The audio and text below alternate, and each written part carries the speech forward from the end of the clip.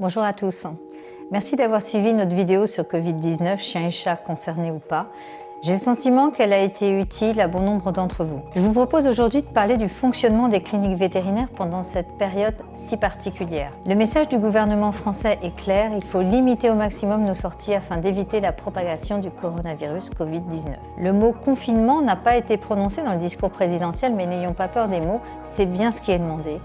Sauvez des vies, restez chez vous. Nos chiens, nos chats, lapins, cochons d'Inde et autres animaux de compagnie peuvent avoir besoin d'être soignés.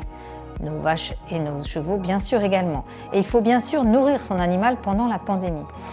Voici à date le point sur les établissements qui restent donc ouverts. Voici en date du 17 mars les indications données par le Conseil de l'Ordre des vétérinaires concernant les établissements de soins vétérinaires pour ce qui est des animaux de compagnie.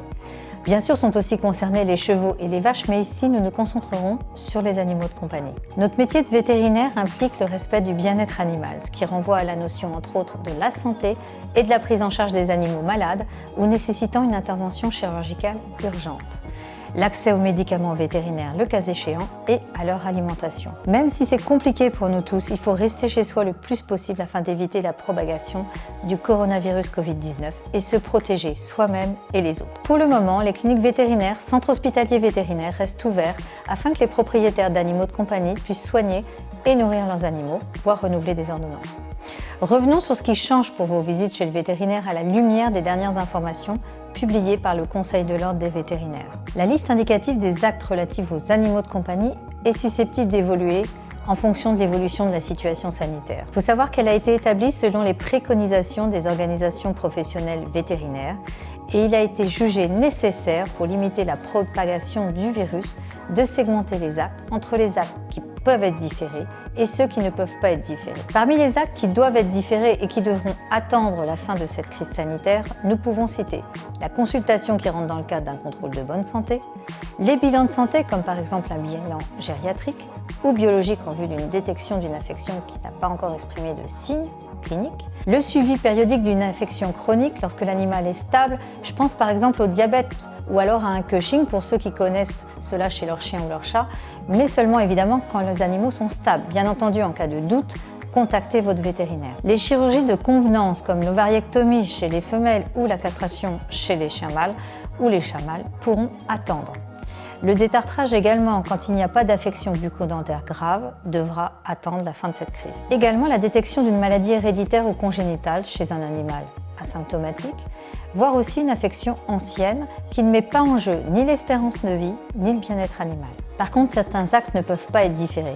Et c'est pour cette raison que les établissements vétérinaires font partie des établissements de soins qui ont reçu l'autorisation d'ouverture des autorités afin de pouvoir assurer la continuité des soins pendant cette crise. Cela a pour objectif, bien entendu, de garantir la santé de nos animaux. Dans le cas des animaux de compagnie, les cliniques recevront toujours un animal accidenté, un animal atteint d'affections aiguës. Les infections dont les répercussions à court et moyen, voire long terme, réduiront très sensiblement le confort de vie et l'espérance de vie de l'animal seront prises toujours en charge. Mais aussi, elles continueront la gestion des populations à risque infectieux, comme c'est le cas dans les refuges, les fourrières et les élevages. Aussi, dans quelles conditions les vétérinaires peuvent-ils vous recevoir? Toute visite dans une clinique vétérinaire ou un centre hospitalier vétérinaire, pour un des cas qui ont été spécifiés juste avant, n'aura lieu qu'après une prise de rendez-vous téléphonique. Il est conseillé de ne venir qu'à un seul accompagnant par animal ou lors d'une vente au comptoir afin de limiter le nombre de personnes en salle d'attente. Il faut bien comprendre que les vétérinaires cherchent à organiser le flux de personnes présentes dans une même unité de temps et de lieu, donc dans leur clinique. Les enfants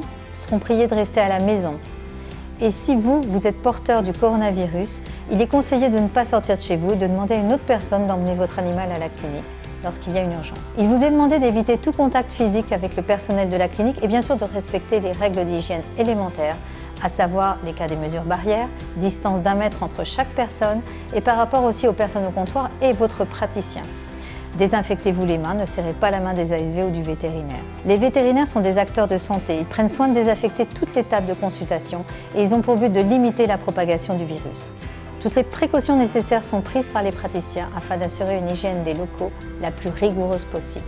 Pour ce qui est des visites à domicile, surtout que les risques de disséminer le virus ne sont pas les mêmes entre une zone urbaine ou une zone rurale, et selon aussi la densité du foyer, ce sera à votre vétérinaire de faire l'analyse des bénéfices-risques avant de décider d'une prise en charge d'un animal, en ne sous-estimant pas les risques, surtout si ses clients sont eux-mêmes à risque.